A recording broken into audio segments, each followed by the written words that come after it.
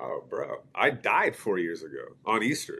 I had a massive heart attack. Yeah. Easter Sunday, April 4th, 2021. Buddy of mine calls me to come work out at the gym. So we go, get there, we hit a leg workout, we go play basketball, and Hey, how's it going? It's Tim Brown, and this is the Hook Better Leads podcast. And today I've got Jason Nemes of Summit Solutions Roofing and Construction on. How you doing, Jason? I'm doing incredible. Thank you for asking. How are you? I'm doing very, very good. I'm blessed. I want to talk about how to apply the principles of network marketing to roofing recruiting today. Perfect. So I know that you came from network marketing, and am I correct to say you didn't work in roofing before you started this business, or did you do some roofing sales before this business? Zero roofing, zero That's construction. crazy a little bit. It's a little bit crazy, right? You must have felt like this is a wild move. 1000%. Never in my life would I have thought that I would be in this industry. Yeah. But I am beyond grateful that it found me. Yeah. Join us January 5th through the 7th at Oklahoma City Convention Center for RoofCon 2026. It's going to be amazing. I hear there's somebody special that's going to be keynoting there. I'm going to be speaking. It's going to be really, really fun. And the best part is not even the speakers at events like this. Bringing the roofing industry together, talking about all the most cutting edge technologies and new methods, the best people in the industry sharing great information, as well as having community. That's what it's all about, having community and creating relationships. So join us. That's January 5th through the 7th at Oklahoma City Convention Center. And give us a little bit of background without saying the name of the company that you did network marketing for, but what were you up to? And we'll get into how that applies to roofing here, but just tell us a little bit of the story of the network marketing side before this. Yeah, I'll keep it short because there's a lot to it, but I said no to the opportunity for 4.5 years, actually. I went to college. I have a business economics degree, and I wasn't doing too well. I bartended through college, and then I was making like $4,000 to $5,000 a month, and then the job that I took, I was making $2,000 a month after taxes, and man, I was definitely not fulfilled in life. Money's not everything, but when you can't even pay your bills, I mean, it's just, it's nothing but stress, right? They say money's not everything, but it's right up there with oxygen. If you don't have it, it's all you think about. It consumes you. So I ended up joining the network marketing company after graduating and being in the corporate world for a few months, realizing that wasn't what I wanted to do. Because I ran into a buddy of mine, the guy that asked me to join for the 4 years that I continuously said no to. I ran into him in Oklahoma. It was his birthday. So I just noticed that like he completely changed. He had a different energy about him and just a lot more of an attractive individual in the sense that, like, man, this guy is up to things. This is not the same person that I once knew and lived with as a roommate. So I went ahead and I got started with the company. And I mean, I was a sponge. A lot of people take advice from people that you wouldn't even trade places with, or they wouldn't trade places with, which is so stupid. But yeah, to backtrack for one sec, when I started, so May of 2013, I had a trash bag of clothes, and I lived in my buddy's living room. My grandma and my great grandma bought me a bed, and I had it in the living room pushed up against the wall, because I didn't have the money to buy a bed. And I'm going to do a whole video on like my story, because a lot of people, they just see jewelry, cars, trips, exploding business, and think like, who is this guy? Like, F this guy. He thinks he's this. He thinks he's that. What does he know? I actually had a long conversation with a hater because my energy back to him was a lot different. So then we talked in the DMs, and he's like, dude, I'm so sorry. I had no idea. It's like, yeah, it's a great lesson, man. You never know what somebody's been through. So, yeah, trash bag of clothes, lived in my buddy's living room. And I mean, that was 2013. So it's pretty crazy just what you can do through life if you lock in, get focused, get around the right people, put the right things into the mind, and just really work on being the best version of yourself day by day. Absolutely, man. Consistency and discipline and grit, perseverance. 100%. 100%. What would you say you're carrying over from the principles that you learned in network marketing? What are some of the things that stand out to you? You're like, I'm still doing that. Yeah, the biggest thing is focusing out versus focusing in. That is the number one thing that comes to mind. The reason that's the number one thing that comes to mind is because that is the main catalyst that took me from being like right there, like the level right before the top 1% in the company. Like I was just like stuck in this spot, and I went to this, what is it? It's like a seminar from one of my mentors that recommended it to me, and I went, and then it just like really hit me about focusing out versus focusing in, but not doing it because it's like help enough people get what they want, you'll get what you want, Mr. Zig Ziglar. It's not just that. It's about doing it authentically and being authentic with truly wanting to see other people win. And it got to the point where I enjoyed and I felt more reward seeing other people win than myself even winning. I love to see people win, and it's not even like a selfish thing, but as a result of something that I did, like that's an awesome feeling. One of my main mentors back in the day, anytime I had some things going on with my life and I was like depressed or down, he would say, go help somebody today. Because when you go help somebody, you're not focused on your problems or issues. You're focused on helping somebody else get through whatever they're needing help on. And then you feel so good because you just helped somebody. It's human nature. Like us as humans, we want to feel loved and appreciated, but we also want to feel important and like we're up to something and we're doing something and we're making an impact. It's the best feeling in the world. Man, that's so good. I often get in my own head. I'm in recovery for some shit, but I have to do that. I also think just being useful, any type of being useful. You know what I mean? Like I was told, go do the dishes. If you're at a Thanksgiving thing or something and you feel totally out of place, just go fucking do the dishes, and because you're useful, and then you can get through that. And I do think, dude, my problem is self-obsession. I'm like always constantly, constantly thinking about my own problems, and you're right. It's just getting out of that, focusing on other people's stuff. And if you're in network marketing, you're constantly kind of coaching people, right? To help you are. them do a little bit better, because obviously it benefits you, but you're in this mode of constantly coaching people. So Always. getting into roofing market or roofing, not roofing marketing, roofing. I guess we're all in roofing marketing, really. In roofing, you've got to constantly be coaching your guys and keep them in the right vein. Is there something you've learned about like when somebody's off and you can get them back on? Like how do you that guy that he's a good or girl that's a good salesperson, but then they just are off, and you're like, you have to get them back on track. Like life hits them, and most people, whenever life comes their way, which it always does, there's no avoiding it. You have to be ready for it. It's not about the things that come your way. It's that you're not prepared for the things that come your way. Yeah. Things are always going to come, like I just said. If you're prepared, it's not going to matter. You're ready for it. Like you're ready for battle. Have you learned any tricks, whether in network marketing or in roofing, of like ways to get people back on when they, you know what I'm saying? Like the sales groove, you're winning, but then like sometimes people will have that early rush, like they're struggling, but then they have an early rush and then it goes down and then you got to bring them back up again. Do you have any like tips for getting somebody out of like a lull? Well, I mean, that's about your leadership style and the standard that you set from the very beginning, and conversations that you have, and team calls and culture. And that's also about caring about your people and not just about revenue, because the people are the life of the business. So the more you care about the people and are willing to help the people and able to help the people, the more you'll have success, the bigger your company can grow. And so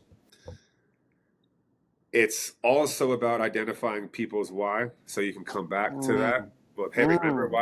remember why we're doing this? You said that you wanted to provide this for your wife, and you want to show your kids and provide your kids this kind of lifestyle.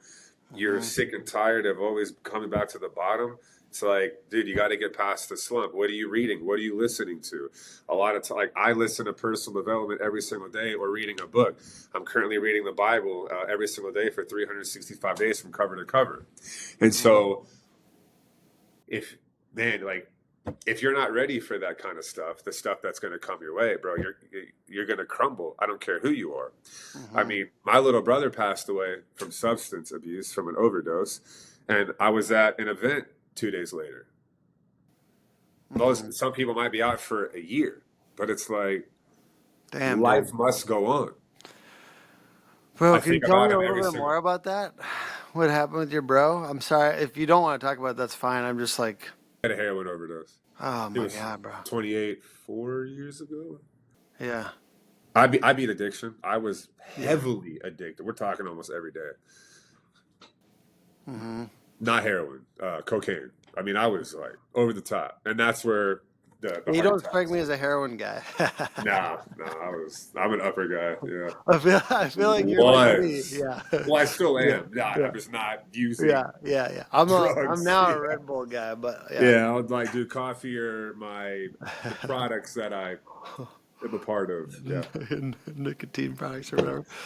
All right. Well, But yeah, what I do mean, you? I that's and people are like, "How did you have a heart attack?" And I don't know if you saw, Yeah. but I the massive heart attack on Oh, I Easter. didn't. Tell me about that.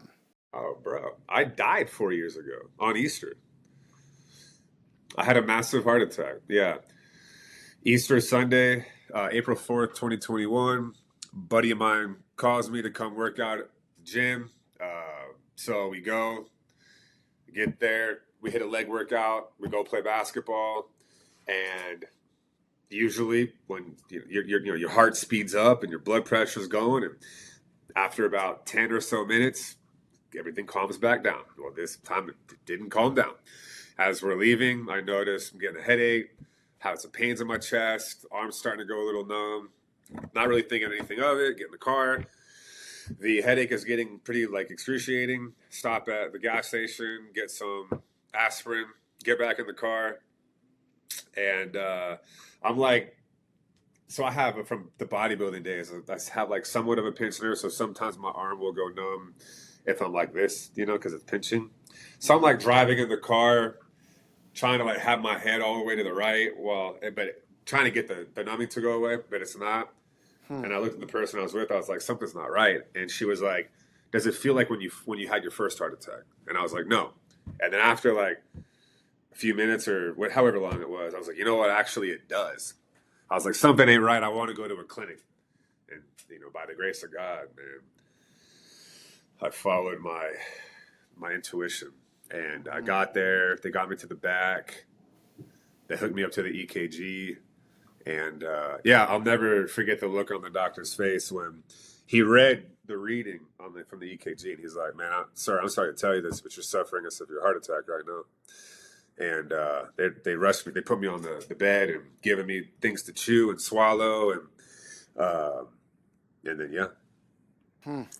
I was like, "Y'all gotta." I felt myself.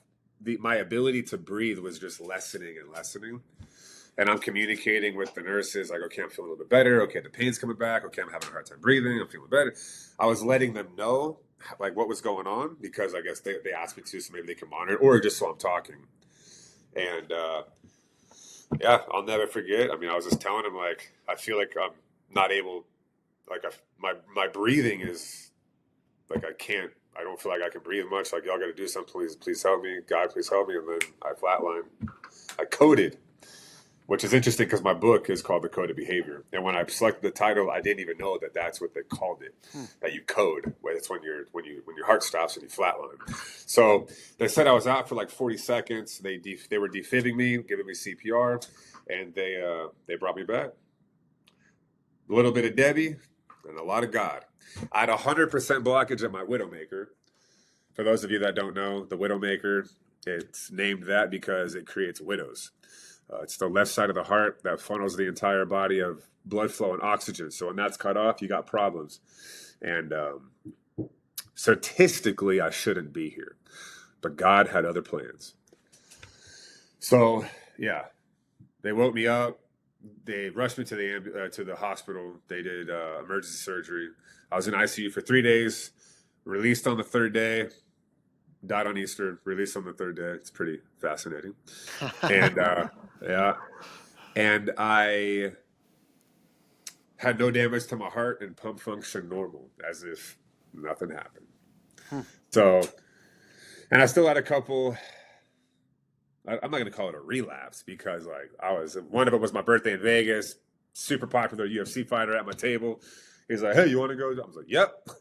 And so I went and did it with him. And then I was at a bachelor party in South America. And yeah, but I always had an issue. I was always like, I'm just going to do a little bit. And it would be like. So we're talking about stimulants, so heavy stimulants. And then you believe that, so that was what caused the heart attack at the time? Well, it was a mixture of that and that it didn't cause the heart. Like I was playing basketball, I was worked out to play basketball. Yeah. But it's over the years, all the drugs and steroids, that it caused the blockage. Yeah. Yeah. Well, just making sure it's not that Chinese pre-workout that I'm using right now. You know what I mean? I hope not, but you never know. But I hope not. But no, it's the one with the beta alanine. You know. Where you start the itching? Yeah. I like the itching, so I hope that's not it. Yeah, no, it definitely isn't that. Okay. But yeah, man. So, and people are always like, "Oh my God, I'm so sorry that happened to you. You're so young. You're in shape." And I'm like, "Look, man, it's the best thing that ever happened to me. I'd probably still use to this day. I've been clean for 4.5 years. Since June of 2021, I've been clean." Does your company want to build your brand and get more jobs in the neighborhoods you're currently working in? The Brick by Brick playbook allows you to establish your brand, your reputation, and gain trust in any neighborhood in your service area with a series of 4 postcards sent once a week to the neighbors of your current jobs. If you want to get more work in the neighborhoods you're currently working in, get with the team at Dope Marketing and get your Brick by Brick playbook set up today. Yeah. And I mean, I'll have a couple of drinks here and there. Alcohol was never a problem for me. Yeah. And I enjoy, I love smoking cigars. So like an old fashioned and a cigar, a glass of nice red wine with dinner with the wife. And I'm not out like getting wasted, you know? Yeah. So that's, yeah. Well, I'm happy you're alive, bro. It's good to see Thank you. you, man. It's I'm good happy to be that able you to hang got out with you. sober. You said you're in recovery. Yeah, Yeah, I'm in recovery. I have this very, I'm not going to go crazy into my story. My audience might have heard it before, but it's, I went to a psych ward and,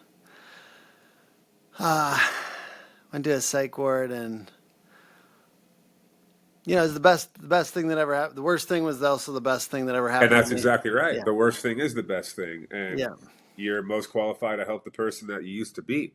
Mm-hmm. And for me, I don't always say what the substance was because I like people to just fill in the blank. Because a lot of people, they suffer from an addiction of a substance. Mm-hmm. So I can help a lot of people. Mm-hmm. Exactly. That's the beautiful thing. We get to. That's the focusing out versus focusing in, man. Yeah. We get to help people. And that's, I think, what I'm learning too, and I think this all relates to sales and recruiting and energy. And I think our leadership abilities increase when you go through some shit too. Oh, yeah. Because it must. Because first I got to get better about leading myself, which was my whole thing. I wasn't leading myself that great. I was taking every liberty, ever. And then I found myself contained.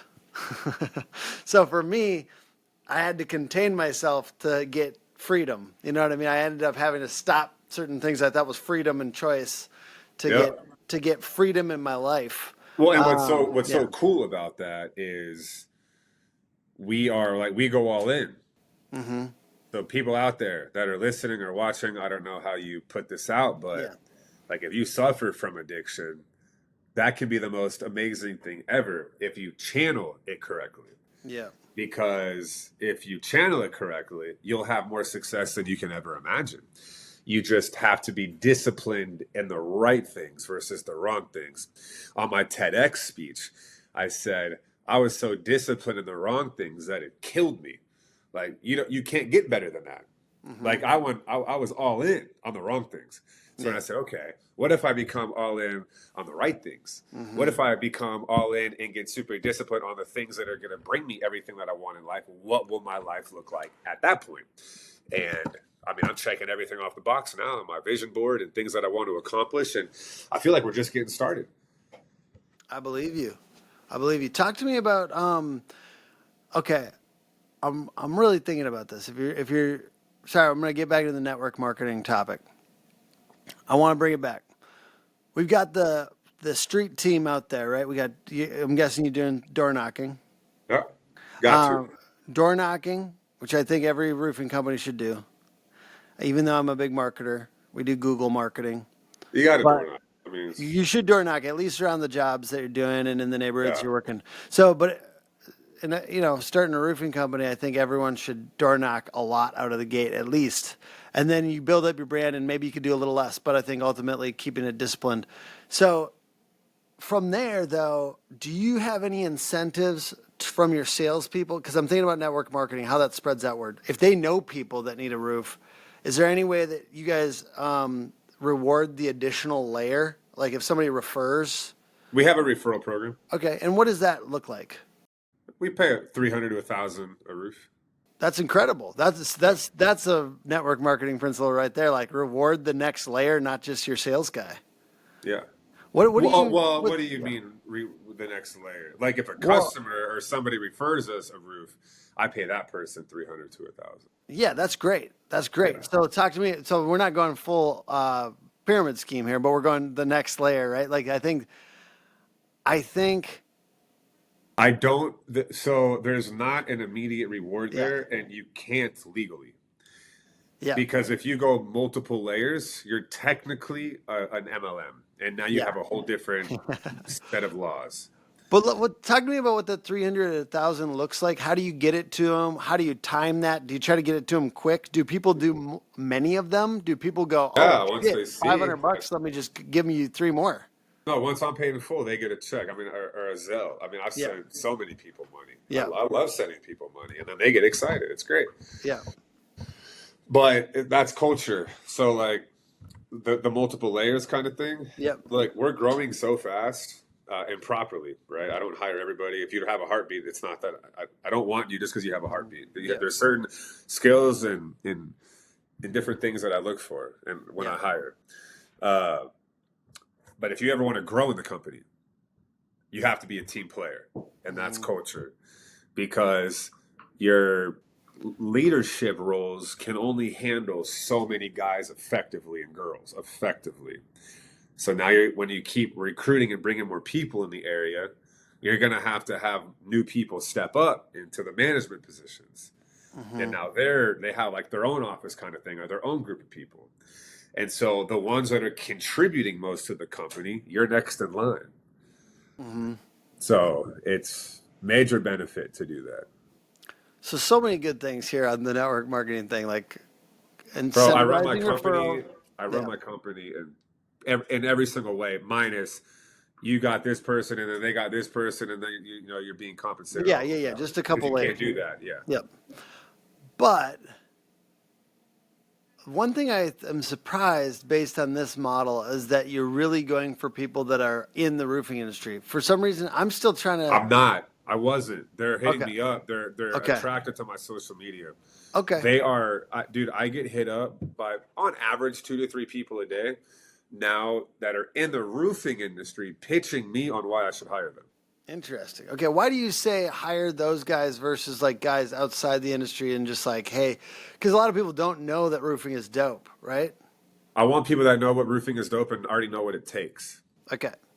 I like that because it's way easier. Now, with that being said, they will still train with us a day or two. They will still see our flow. You're unhappy where you're at. You understand that you want to come here with Summit, with us, because it's attractive. Well, you need to see our flow. You need to see how we do things. So I don't care how much you know. I don't care how long you've been in the industry. You were attracted to us for a reason. You're going from here to here for a reason. So be coachable. Don't have ego. I don't have ego. I have guys that work with Summit for me that know way more about roofing than I do, and I'll call them and ask questions if I need to. I don't care. The thing for me is recruiting, vision, culture, sales. I'm good at talking, and I know how to frame conversations where the customer can understand things where it benefits them, right? There's difference between like manipulation where it's in a bad way and you're framing conversations to where maybe people see it in a different way where it makes sense to them and it's like an aha, okay, I want to go with you. Oh, 100%. Oh, I'm all in on sales and why I believe to me the fundamental sales idea is if we have the best service out of anyone in the area, if we're not selling them, then essentially we're doing them a disservice, and having that self-belief. And then I also tell salespeople, if you don't think that's true, either go work for somebody else or make your own company better. Wherever you're working, like make the service so good. And it doesn't have to be just putting nails on a roof in a better way. A lot of times it's around the perimeter of like, you can, as a project manager, make sure that the homeowner feels good about the day of the install, about Absolutely. like describing things that you're doing that are good for them, that they can get the warm and fuzzies about what you're doing. You can increase the perceived value of the service without changing anything. A lot of us just don't do a good job about describing all the things that the company does that are a little bit better than the other guys. Yep. What would you say is one thing that, as you're grabbing guys and like, you know, from other companies and stuff like that, that they really want? Like, what's an attractive idea? Culture, they want to feel important, bro. Yep. Like, it's so simple. They want to be paid on time. They don't want to do a bullshit. They want to work with an owner that they respect. And that they kind of look up to and not idolize, right? But they like, you're in shape, you speak well, you carry yourself well, you have things that they want, you're a good family man, you're a man of faith, whatever that may be. You have your principles in line and you display them in a specific way. And people are like, they'll watch your social media and they'll be like, man, I like what this guy's about. I like what he has to say. I want to talk to him. And man, it's just I didn't know it was going to be like this. So I mean, I'm viral across the blue collar space on social media, and I'm getting like recognized all over. And I just got tired of not creating content anymore. So I was like, screw it, I'm going to start creating content. And I did. I have a full-time content creator, and I mean, it's just like we pump out videos pretty much every single day. And I just have fun with it, man. It's like, I just wake up with so much passion and excitement to build. It's like every day is a new day, and like excitement, and different things are going to happen. And I have a lot of problems that come my way, but I don't even refer to them as problems. As I said problems because that's how people recognize things. Like, I have a lot of problems too, but I look at them as growth opportunities because when you solve problems, you grow. If you are not solving problems, then you're not getting out of your comfort zone. Because when you stay in your comfort zone, everything's the same, and there's no chance to level up. When you're working on growing and expanding, and you're doing new things, that's when new problems come. You solve those problems, you just leveled up, and now you're that much closer to the overall goal. Also, I identify what people's goals are. That's the focusing out versus in. I will literally have a call with people and be like, talk to me, man. What's your goal for the rest of the year? What's your goal for next year? And if they say 250, I'm like, are you kidding? You're a $500,000 guy. What are you talking about 250? You can do 500K, but I believe it. Like, I don't just say it because I have winners. And I know what winners are capable of if they put their mind to it and they go work every single day and hustle their ass off. Yeah. So, hey, I got a good one along these. By the way, I love that. That's beast mode shit. Now, talk to me about this, and this is something I'm dealing with today. 10, you know, you're in it too. You got the phone on. You're doing 10 fucking calls at once. Because we're running and gunning, man. We're growing a business. There's a lot going on, right? I think you and I are similar sized, actually. Lots of stuff. Partners, clients, customers. Sometimes, you know, like, and we have so many good things for customer service, but still, like, fires get through. Things do this and that. And then the question is like, how do you stay in good energy when there's like stress coming five ways? I When, thrive in chaos. I'm a yeah, nutcase. Like I just can't explain it, bro. yeah. But I've worked on myself so much. I used to be like just a chip on my shoulder, crazy ego, like I'm the man. And when I was like that, I was when I was the most broke, which is funny, right? When Hmm. you start to learn more and you stop being like so full of yourself and you stay neutral. You don't get too excited and you don't get too down. You come Hmm. right back to neutral. There's a book on it. It takes what it takes. Yeah. Um, Mm. and I've learned to like, don't, one of my mentors, I have a few mentors for different things, but one of my mentors was like, you act like a 4-year-old. And I'm like, what the hell does that mean? You know? And this was like a couple years ago, or no, it was like 4 or 5 years ago. Maybe, I don't know when it was. But he's like, dude, you act like a 4 or 5-year-old. He's like, I read in your posts and it's like, you act so surprised when good things happen in your life. Like, oh my God, you're not going to believe this woman that I met. She's so amazing and I can't believe it. It's like, why can't you believe it? You've been doing the work for 10 freaking Mm. years. You've been doing the work to become that person. Of course you're going to attract that person into your life. Look at you now. Hmm. So I was like, of course. Now I'm like, of course I'm going to do 100 million. And if I Mm. don't, cool, I might fall short at 50. Great, we'll do 100 the next year. Like, I put my goals out, but I work diligently every single day to accomplish them. So I feel that.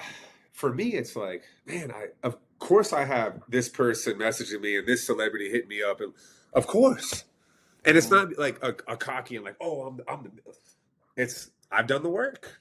Yeah. I've I've pushed past the storms. I've been the bison that goes into the storm and gets out onto the sun. Yeah. I I live it, I breathe it, and it's just how I work, bro. So Rilla allows you to listen to it's an AI in your pocket, Yeah. listens to the appointment. It's pretty crazy what it can do. It gives a script, gives everything they said, it breaks down some statistics for you. Analyze talk ratio, interactivity, like how you and I are interacting back and forth, longest modeling, like all those Honestly, things. this is the shit that I most believe in AI. Yeah. You know what I mean? Enhancing the You're user about to put experience. math and data around something that used to be my magic skill.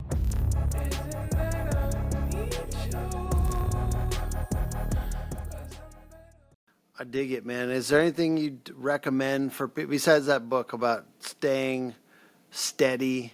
It takes what it takes. I'm gonna Neutral. check that. Yeah, I'm Check pretty that sure book. that's How do what you it's stay called. neutral in times of distress or any other like tips for that? Because it seems like basically that's just what I'm working on right now. There's and more because I always ask for more. That's my Yeah. thing, and it's good and bad. But I'm like, all right, I got this going. I'm gonna go and do something. You know what I mean? Like I'm always adding. I'm not the guy that's like it's hard for me to subtract things. I like adding things, you know. Yeah, there's nothing wrong with that, but it's about just having an attitude of gratitude Yeah. and being so happy and grateful for Yes. where you are in life because where you currently are is probably what you prayed for 10 years ago. Yeah. And a lot of times we get away from that because there's always something like you buy this car, there's there's a level up. You buy this house, there's a house that's another couple million in the same neighborhood and it's way more badass. You Mm-hmm. buy this watch, well there's this one. You buy this bust down, there's this one, it's a little bit better. You buy this Rolex, there's one a little bit better. Mm-hmm. So there's always, but there's the saying, be happy where you are while you pursue all that you want. So Mm-hmm. every single day I'm going after more and striving to be my best, but I'm so damn grateful for where I am because man, I've worked hard and I live such an amazing, blessed life. There was something else that you asked. I'm trying to remember what it was. I can't remember. Basically, the around how to deal with the stress of all the things going on, and then There was one other thing. yeah, around It was right before that. people recruiting and why going for internal in the industry people versus out of the industry people, and then I'm trying to think about what else. No, what you just asked was like a two-part question, but Yeah. I don't remember what the first part was. Yeah. Yeah. I think I think also it's like other ways to deal with the complexity of like you're going to 10, 8 figures. You're headed there, you're cranking. There's so many complexities in business, and I think a lot of times that's why people back down because they're like, you know what, I liked it better when I was 5 or 3 because I liked it better when I was 3 because I didn't have as many people, and Right. no one does it like me, and like there's a spot where people get hung up. So I'm more like any But systems or people that man, that's just comfort. That's comfortability. And I've been there a few times, and you get comfortable where you're at, but then it declines usually. And I thrive on accomplishment. Man, I wish, dude, I had somebody ask me this in my, let me see if I can find it real quick. you in like a mastermind or a peer group or anything like that. Yeah, Winners Only Roofing Academy. It's about to launch. Okay. Because dude, I get asked, can I pick your brain? Can I take you to coffee? Hey, do you offer any coaching? Blah, blah, blah, blah, blah, blah. So, but man, this guy, I think it was yesterday, he asked me a question. He was like, man, that's a great answer. But, yeah, we can keep it. Huh? We can trim this part if you want to just give a little gap here. Yeah, dude, it was a great question, but I don't know where it's at. Where I get so many damn messages. Is that? No, that was the law firm on my business.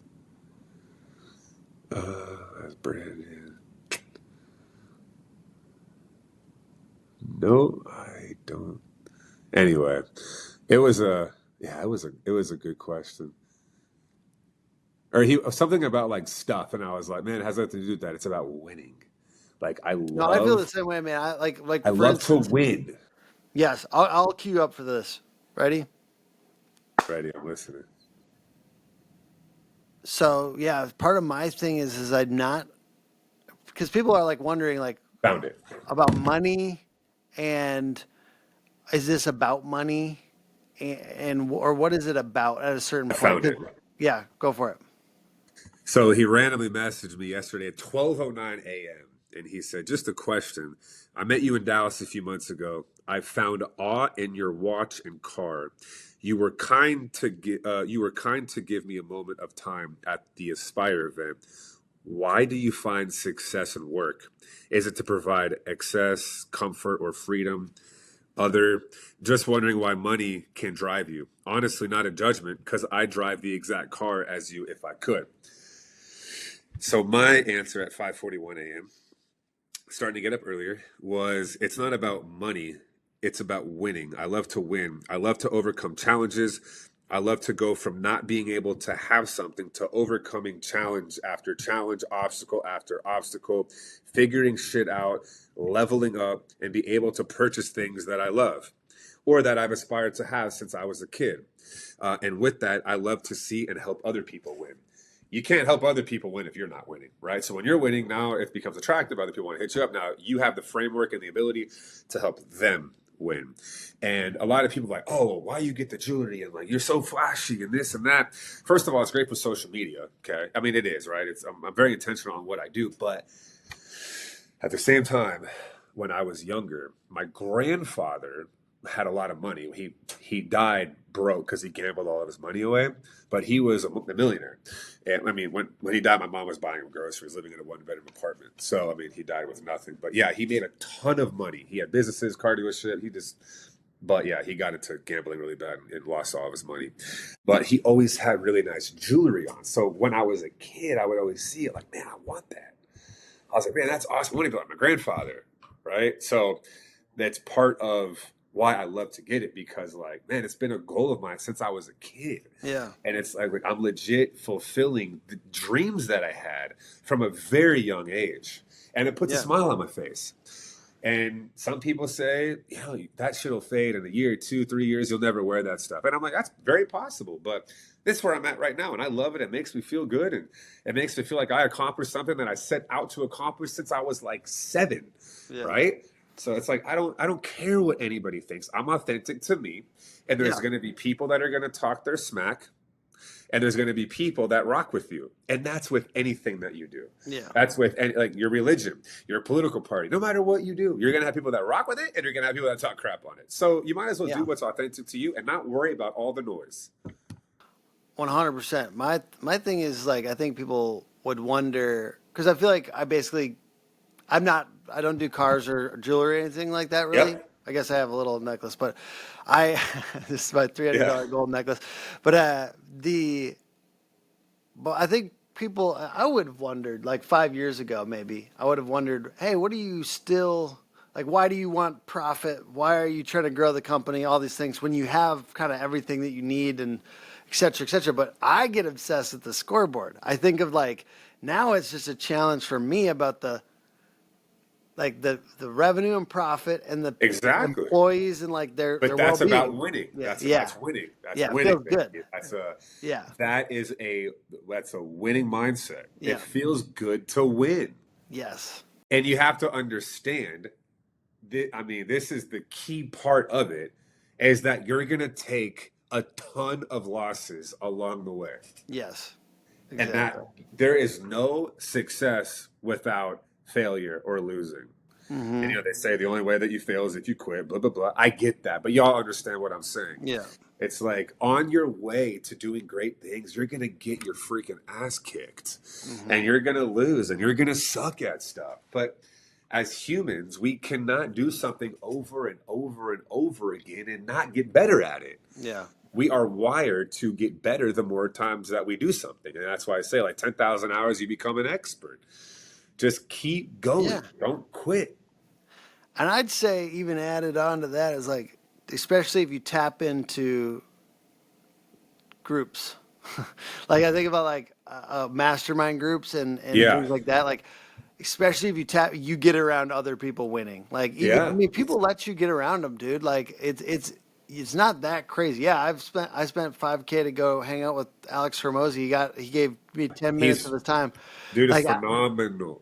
I think people like, but a lot of these like mastermind groups. My mastermind, I'm in an agency mastermind group, and like, I wish I was in it like 3 years ago. I'm like, this is the dumbest. I wish I was in it so long ago. I just think I'm a real big believer of masterminds and networking events where you can go meet the people that are actually winning like you want to win. Yeah, and people look at it like, oh, well, how much does it cost? It's like, no, what's the value? As long as you go and you're intentional to learn and then put what you learn into action, which is the thing that most people miss, is the action behind the knowledge. Yeah. You don't be that guy or girl that goes to all these damn masterminds and events and you're the same and you're still making $100,000 in 3 years. Yeah. Like, take what you learn and put in the action and go freaking crush it. Oh, absolutely. Excuse my calendar pings here. No, you're Hey, good. this has been great, though. Jason, man. thank you for being on. Hey, You're very generous. Yeah, thank you, Tim. Like I said before we started, I love to provide value. I love to help people, and we all have a story to tell. And I'm one of the people that enjoys telling the story and teaching through the story. And I mean, I've had a lot of success and a lot more success to come. And I mean, I have people that reach out to me that, they make 10, 20, 30 times the amount that I do. And it's just a beautiful thing. There's always another level, like you were saying. And it's just the winning mindset. We look at the scoreboard and we just keep going, man. It's fun. It's a game. And I just love to win. Yes, sir. Yeah. And bouncing out my seat over here. I think you're also you're here for a reason. It sounds like. Yeah, thank you, man. You too. You're in recovery. I mean, it's anybody who's in recovery, they had the option as well. They could have kept going and probably would end up dead or in prison. Yeah. That's usually how, or on the streets and homeless.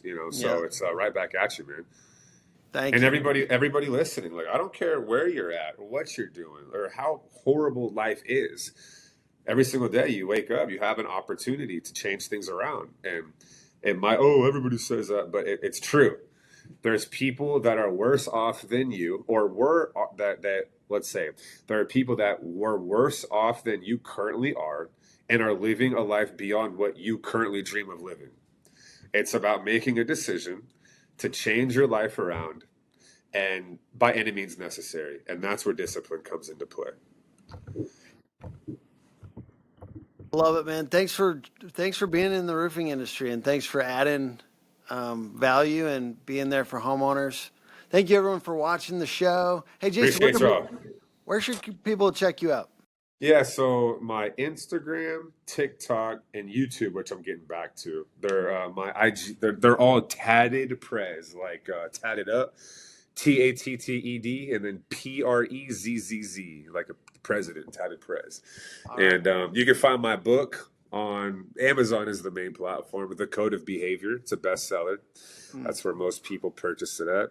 You can YouTube my name, and the TEDx pops up. Death gave me a PhD on life, and the PhD is purpose, happiness, and discipline. And I go into each of those. And if you want help or you want coaching, I have everything set up, ready to go. I'm about to launch the offer. I have a whole team. We're working on all of it. The Winners Only Roofing Academy. I have a few different tiers, but the two main are you're in sales in a company and you're looking to get better and to grow. So I teach and train on that, how to be more effective. And then if you're an owner of a company, you can't break $1 million, or you're stuck between the 1 and 3, I teach on how to break past that and what to do. And I pretty much give you whatever you want. And, that's obviously a different price, but I mean, hell, even if you get one rock star from what I teach you, if you do a 10-50-50, you're going to make a lot more than 18,000, which is what I charge for the higher ticket. But I mean, it's worth every penny. So Is that your guys' compensation structure, 10-50-50?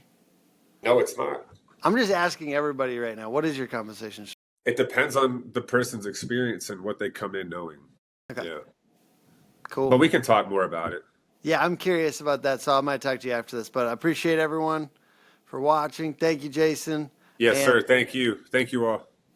Podcast is put on by hookagency.com. Hook Agency all over social media. We're helping people with their Google marketing and website, and we're helping you go from boring to beast mode. Love it. Appreciate you guys. Bye.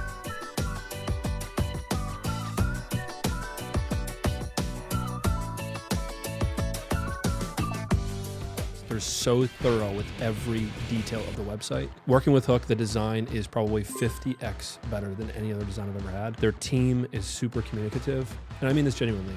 I'm happy to pay you guys to work with us. It's been a tremendous experience.